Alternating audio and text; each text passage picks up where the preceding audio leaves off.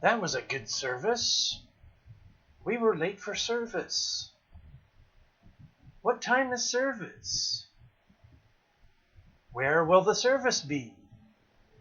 These are a few things you might hear regularly in the Christian community. But what I want to talk about today is the word service. This is another word that has a completely different meaning than how we use it as Christians. Okay, so we use the word service as the assembling at the church, listening to a message. To us, that is the service. But what does service mean? So we're going to look at this in 3 different languages. In Hebrew, the word service means labor, as in work. Labor. That's very interesting.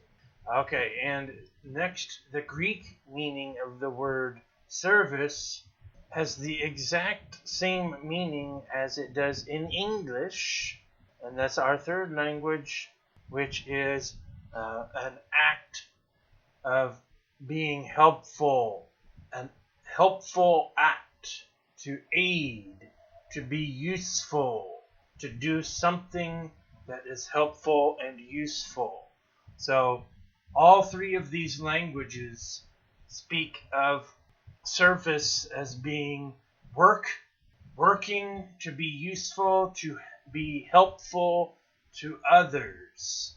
And so how can we call sitting on our butts in a building once a week, listening to a message and singing some songs, a service? I mean, honestly, how can we call that a service? How are we helping? How are we working? How are we being a blessing, a help, and a benefit to others by attending a church service? So this is another one of these words that has been totally distorted over the years and has no similarity to the actual word and what it means. So when you hear people saying that was a good service, how does that even make sense? That was a good service. Or what time is service? How do these comments that we make without even thinking, how do they translate into being correct? They don't. Words mean things, and that's one of the main goals of our ministry, is to educate people that words mean things, and that oftentimes words that we take for granted biblically mean something very, very different. So there is no service, as in a message and singing songs and passing the collection plate. That is not service. Service is to go out and work hard helping others, to be a benefit to others. That is service. So the next time you hear somebody refer to a service as a message delivered at a church, stop and think about it. Stop and try to reprogram.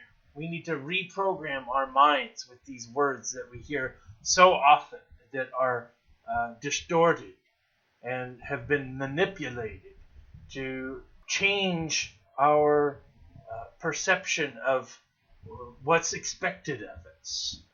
And I don't think that, especially with this word, I don't think that it's by accident.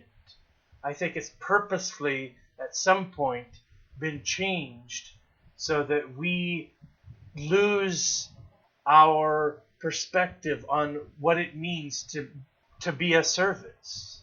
Someone wanted service to be church, wanted that word to mean the people coming to church and sitting down and listening to a message. And they wanted that control. And so they purposefully changed the meaning of that word.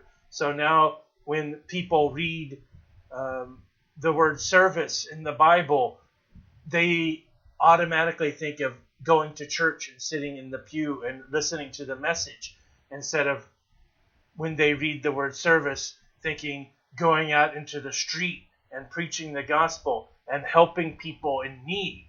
They're totally opposites. But someone along the way wanted that control, wanted to control what you thought of as being service. And you need to take that control back. We need to take that control back. Because I'm telling you right now, God doesn't care if you go to a church service. What he cares about is service. Service. He wants service. He wants us to go out and be helpful and be beneficial to others, to lift others up. He doesn't care if we go and sit on our butts in a building every week. He wants service. He doesn't want us to go to a service. He wants us to be a service. So it's time we start getting angry. And you might hear that I'm angry in my voice. I am. That just disgusts me. When I look up these words and I discover what they mean, it sickens me to think that I've fallen for it, and that so many people have also fallen for it. God doesn't want us to go to service. God wants us to be a service to others, to be a help, to work for the kingdom, to benefit others.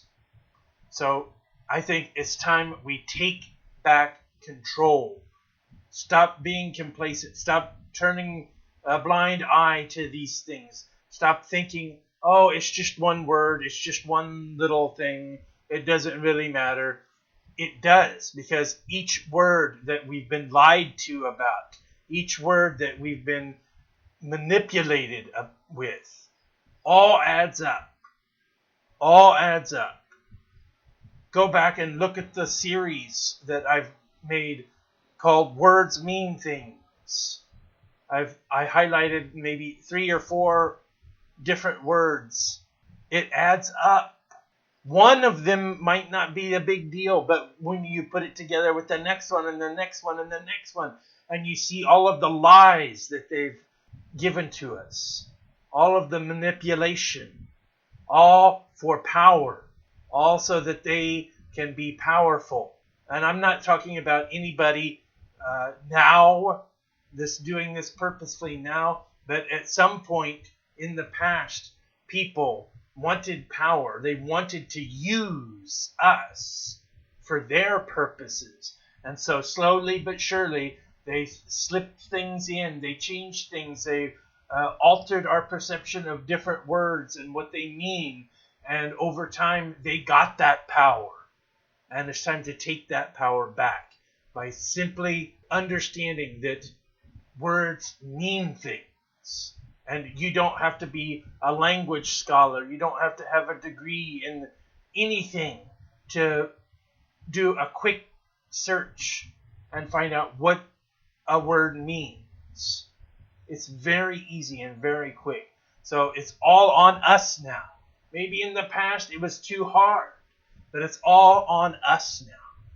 We can't turn a blind eye anymore to this, because it means things. It means something. It means something. God doesn't care that we go into a building and attend a service. God cares about us being a service to others.